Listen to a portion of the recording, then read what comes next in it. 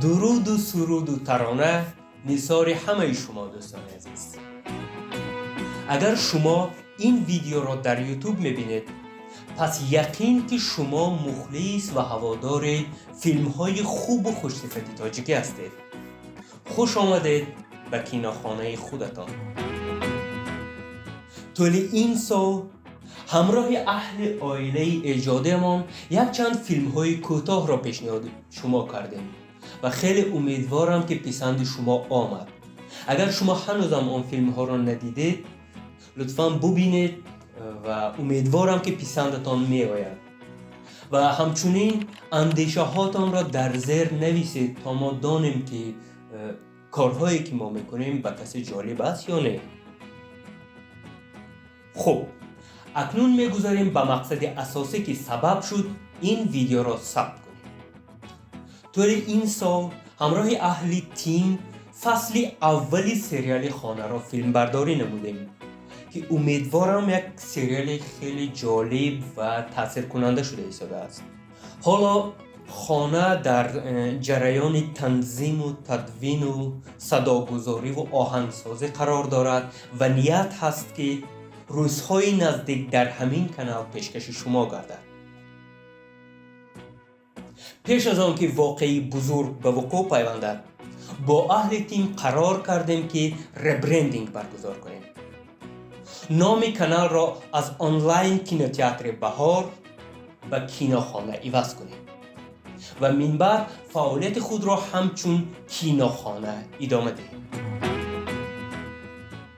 چرا کیناخانه؟ البته بهار خوب است و هدفهای ما را انعکاس میکند، اما برای آنکه به سینما مربوط بودن کانال را معلوم سازیم، ما میگفتیم آنلاین کینوتئاتر بهار.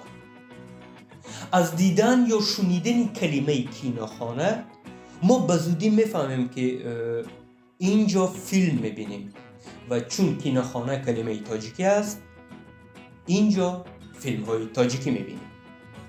2. کلمه کیناخانه کوتاه، فهما و دسترس است، یعنی وقتی که جستجو میکنیم به زودی پیدا میشود. 3. کیناخانه یعنی خانه کینا یا جایی که کینا تماشا میکنیم. شکل تاجیکی کینوتئاتر.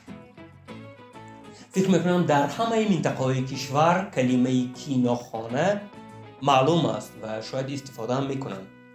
مثلا در جایی که من زاده شده به وی رسیدم، کینا را کینا و کینوتئاتر را کیناخانه میگویند. در شهر شما چی میگویند؟ لطفاً در زیر نویسید. خوب دوستان عزیز، این بود پیامی که باید به شما میرسانیدیم. برای آنکه ابونچیان کانال ما از دیدن نام نو و لوگوی نو ناراحت نشوند و نگویند که من با اوکی بهار ابونه شده بودم، این کیناخانه‌اش چی؟ ما قرار دادیم که احترام هر یکی شما را به جا آوریم و شما را آگاه سازیم که از این بعد اینجا کیناخانه است و این کیناخانه شماست. در آخر یادآور میشم که روزهای نزدیک سریال خانه را در کیناخانه منتظر باشید. برای آنکه بیخبر نمانید، به کیناخانه هموند شوید. زنگوله آگاه کننده را فعال نمایید و ما را در همه شبکه‌های اجتماعی پیگیری کنید. تا دیدار در کیناخانه.